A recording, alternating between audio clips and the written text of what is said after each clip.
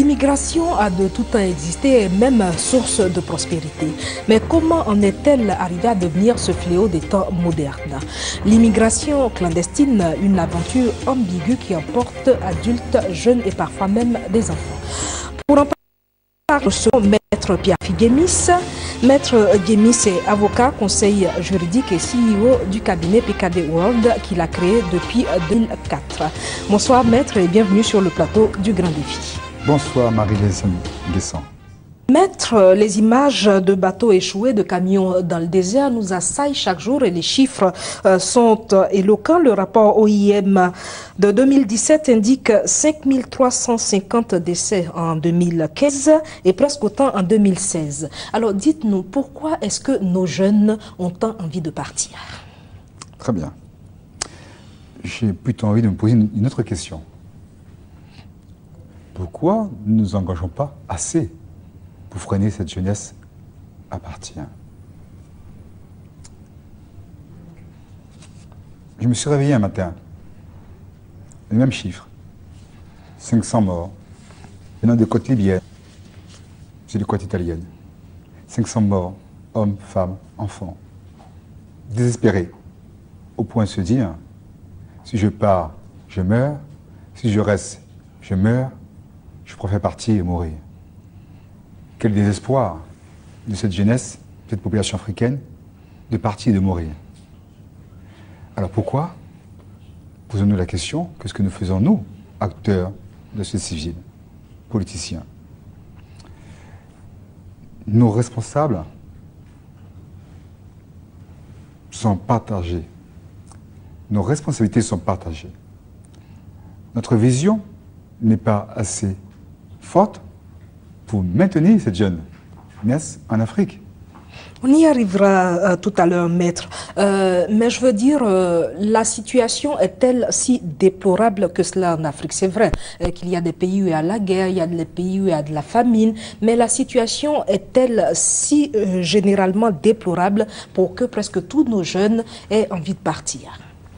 Non, je crois pas. Je crois qu'au contraire, l'Afrique est un continent qui regorge d'énormes potentialités, d'énormes ressources. Pas des ressources des matières premières, mais je crois des ressources, d'une part, des matières grises, des opportunités d'affaires.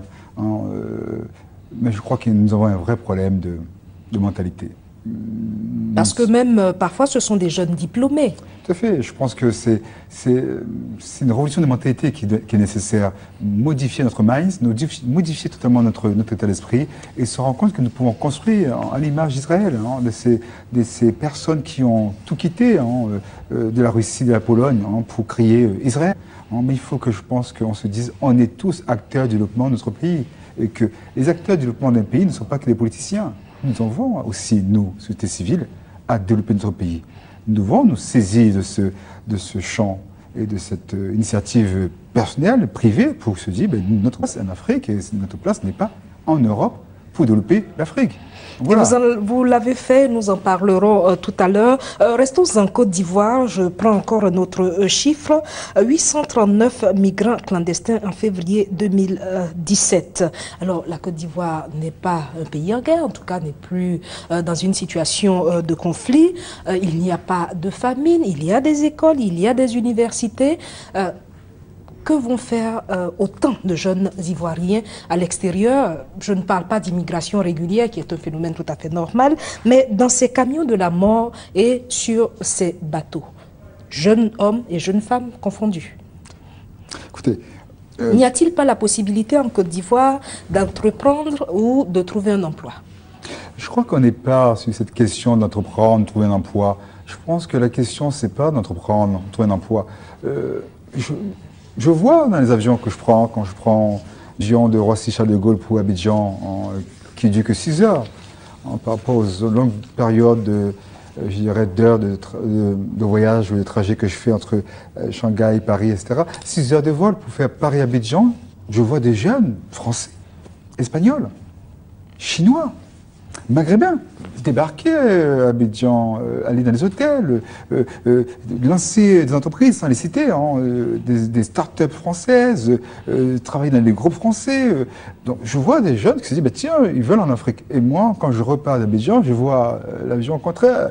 Et beaucoup de... Donc il y a un phénomène, comme un phénomène de retour quand nos jeunes partent. Exactement. Alors vous voyez bien que c'est pas... Même pas de retour, de conquête du marché de l'emploi. Voilà, il y a la conquête du marché de l'emploi qui sont faits par des occidentaux qui débarquent ici pour avoir, je dirais, de l'emploi, les meilleurs boulots, hein, des opportunités. Et je vois des personnes qui, désespérées, se disent la conquête de l'emploi se trouve en France. Donc je crois que ce n'est pas l'emploi, ce n'est pas que l'emploi. Je ne peux pas dire que c'est que l'emploi, c'est aussi réfléchir autrement. Hein. D'ailleurs, le slogan du cabinet Picadero, c'est « Redéfinissons le monde ». Redéfinissons le monde du travail, redéfinissons les opportunités d'emploi ailleurs, redéfinissons l'Afrique, hein, et puis surtout changeons notre mentalité. Hein. Évidemment, il y a des situations dramatiques, difficiles, hein, dans le contexte politique, contexte social, contexte économique, ne permet pas, je dirais, l'éclosion des jeunes à se réaliser. Mais néanmoins, hein, avec l'audace, j'aime beaucoup le dire, avec la persévérance, le travail et le courage, on est capable, partout dans le monde, de se créer sa propre opportunité et, je dirais, de créer son propre emploi, partout dans le monde. Alors, quand vous parlez de changement de mentalité, vous voulez dire qu'on ne doit plus se dire que de l'autre côté, c'est toujours plus beau, de l'autre côté, c'est toujours meilleur. Tout à fait. Je ne dirais pas d'aller cultiver son jardin, comme disait le fameux poète français. Hein, mais essayons nous-mêmes déjà d'explorer notre jardin africain, en Côte d'Ivoire en particulier. Essayer de penser que notre jardin peut être beau ici, hein, que nous pouvons le cultiver, nous pouvons l'arroser, nous pouvons prendre soin de nos fleurs pour qu'il soit agréable à vivre. Et je crois que personne ne le fera à notre place. Donc oui, ça va être difficile. Oui, ça va être difficile. Mais ces jeunes-là, qui doit donc les orienter et parfois même leur ouvrir les yeux? Pourquoi ont-ils l'impression que l'horizon est fermé pour eux? À qui la responsabilité? Bah, écoutez, la responsabilité est la mienne. La famille, l'État, la société civile entière? À qui la responsabilité? Qui doit leur ouvrir les yeux? Écoutez, ayons la responsabilité de voir chacun d'entre nous notre propre responsabilité. L'État, c'est qui l'État? C'est tellement gros, cette machine, hein, comme disait le général de Gaulle, cette machine d'État. Qui est l'État? Voilà, que chacun d'entre nous regardons notre propre responsabilité personnelle. Peut-être moi, en tant que patron, je n'ai pas été assez un modèle de manière quotidienne de ma vie professionnelle pour que j'arrive à faire rêver ceux qui travaillent pour moi. Et qui se disent, non, ben, tant qu'à faire, je préfère plutôt avoir un visa. Alors, nous avons tous des responsabilités peut-être devant cette, allez, je dirais, pas cet échec.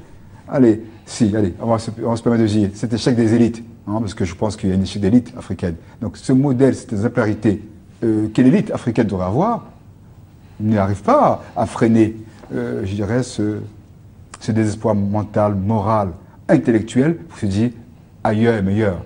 Donc, il y a un échec d'une élite, qui soit une élite politique, une élite économique, allez, voire peut-être une élite spirituelle, mais nous sommes tous responsables. Je prends ma responsabilité à mon niveau, sans me prévoir. Et vous l'avez fait en organisant un colloque cette année sur l'immigration. Qu'est-ce qui en ressort? Qu'est-ce qu'on doit en retenir?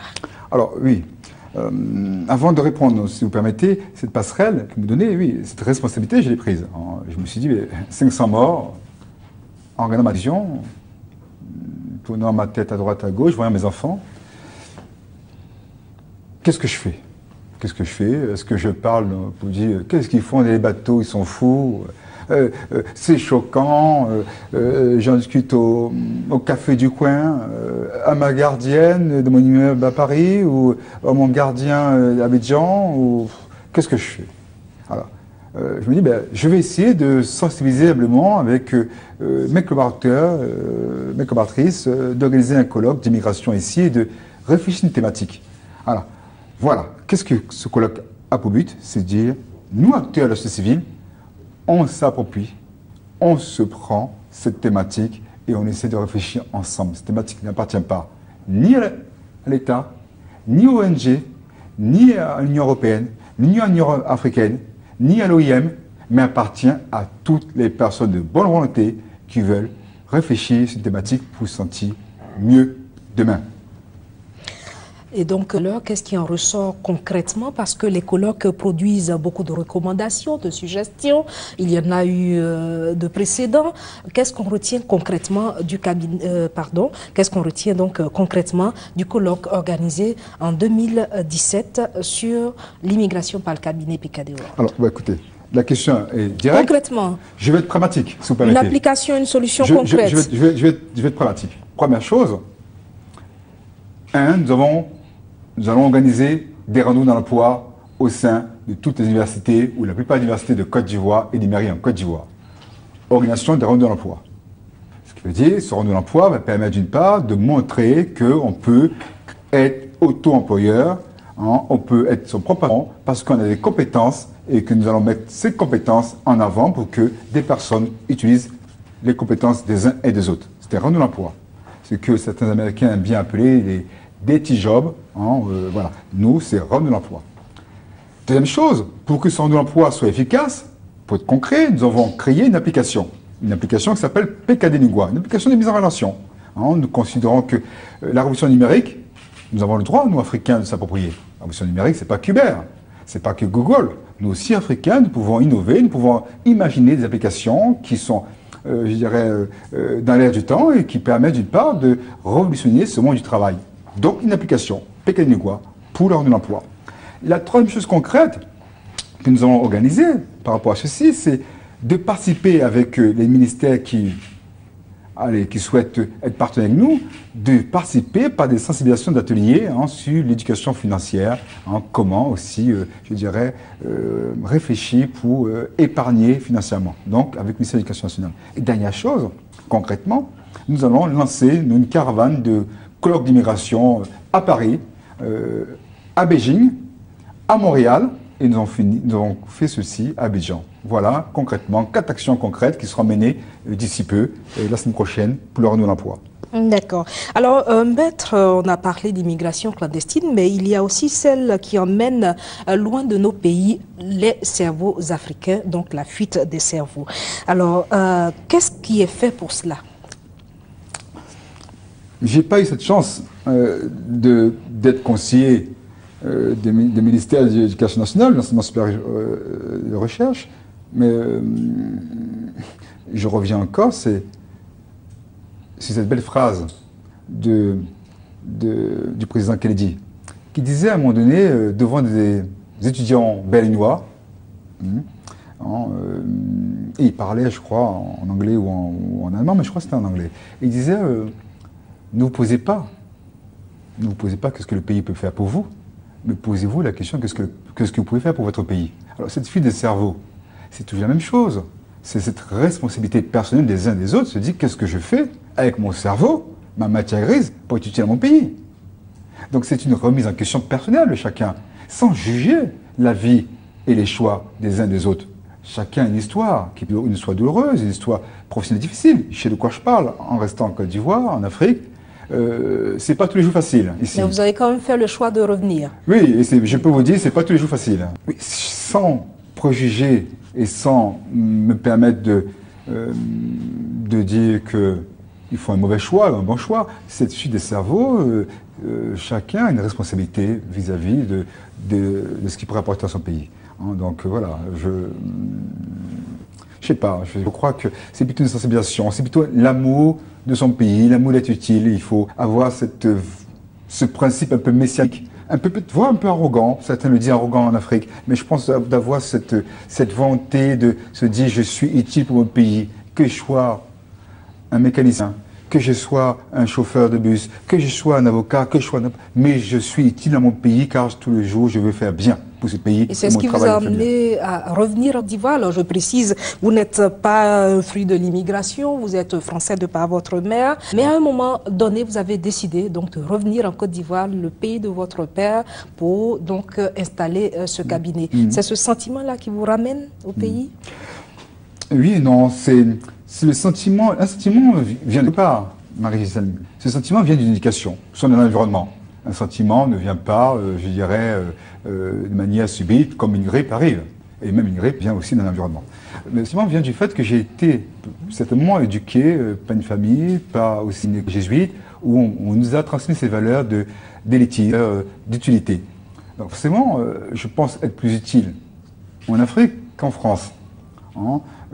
Donc quand je suis arrivé ici, je me suis posé la question, qu'est-ce que je pouvais faire pour la Côte d'Ivoire, en quoi je pouvais être utile, et surtout, comment je peux être un modèle d'exemplarité. Je n'ai pas dit que je suis parfait, loin de là.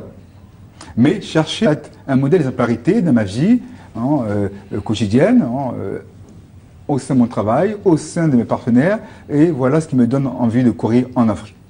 Être un modèle. Alors, quand vous prenez cette décision donc d'arrêter une carrière d'avocat et de rentrer en 2004, que vous ont dit vos proches? Bon, déjà, on me dit, mais écoutez, ce monsieur n'est pas avocat. Il dit qu'il est avocat, et il a une robe d'avocat, mais je pense que sa robe doit être là pour juste décorer son placard. Mais déjà en France, quand vous décidez un beau matin de prendre l'avion et de revenir, qu'est-ce qu'on vous dit? On me dit, mais tu es fou. Mais tu as tes papiers. Mais je ne suis pas moi papier, je suis moi-même français. Je suis citoyen du monde. Donc cette chance de partir ailleurs ne m'empêche pas de dire je suis fou ou pas fou. Je suis rentré parce que je considère que j'avais envie d'être un modèle, d'être un exemple. Et que ma vie soit un exemple pour les gens, en disant il a la possibilité de le faire, il fait le contraire. Et pourquoi? Parce qu'il croit que tout se passe en Afrique, tout se passera en Afrique. Alors, maître, vous l'avez dit tout à l'heure, vous avez envie de donner un modèle aux jeunes. Vous l'avez dit tout à l'heure, il y a une question de responsabilité personnelle. Aujourd'hui, sur ce plateau, si vous avez envie de donner un message aux jeunes et même aux moins jeunes, parce que l'immigration ne concerne pas que les jeunes, que leur diriez-vous? Écoutez, moi je leur dirais, croyez en vous, première chose. Croyez en vous, croyez que vous êtes un modèle pour vous-même, pour votre famille, pour vos amis. Croyez en vos capacités de réussir. Mais pour cela, ayez un squelette. Un squelette, c'est lequel vous pouvez tenir, qui sont des valeurs. C'est difficile la valeur dans un pays où c'est sauvage, dans un pays où tout est dur. Mais ce squelette de valeurs vous permettra d'une part de se dire, je sais pourquoi je fais les choses. Je ne pense pas, je dirais, être un modèle, mais j'ai envie d'être un modèle.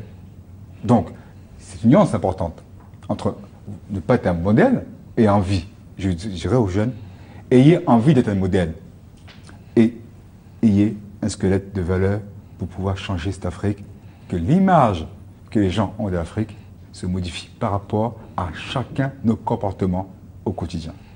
Et c'est cette foi en vous et en votre continent qui vous a permis de voyager partout, de travailler partout, mais sans jamais y rester, toujours revenir chez vous.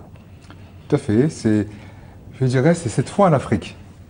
Hein, j'ai médité un jour, j'ai foi à l'Afrique audacieuse, aux Africains, et ça. Mais je crois que pour finir, qui m'a fait revenir en Afrique, qui me fait revenir en Afrique, c'est me dire, mais tout est à faire.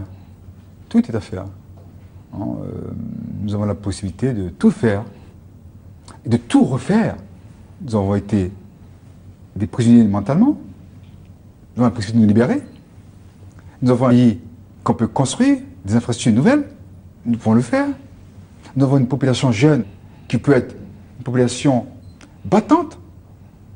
Pourquoi voulez-vous que je laisse ça, Marie-Gisèle Gassan, pour aller dans une population vieillissante, qui a tout fini, où il n'y a rien à faire, juste entretenir ce qui a été fait par des générations antérieures? J'ai envie de participer à cette émergence en Afrique et de faire en sorte que je sois là et non pas ailleurs. Voilà pourquoi je suis là. Merci, Maître Pierre Kofi Guémis. Nous recevions donc pour ce numéro du Grand Défi un avocat ivoirien qui avait la possibilité de rester en France, mais qui a préféré rentrer sur son continent, rentrer au pays parce que pour lui, tout est à faire et tout est à refaire ici. L'Afrique est le continent de l'avenir et c'est le message qu'il donne à tous ces jeunes tentés par l'aventure ambiguë de l'immigration clandestine. L'Eldorado, c'est aussi ici. Merci de nous avoir suivis et à très bientôt pour un autre numéro du Grand Défi.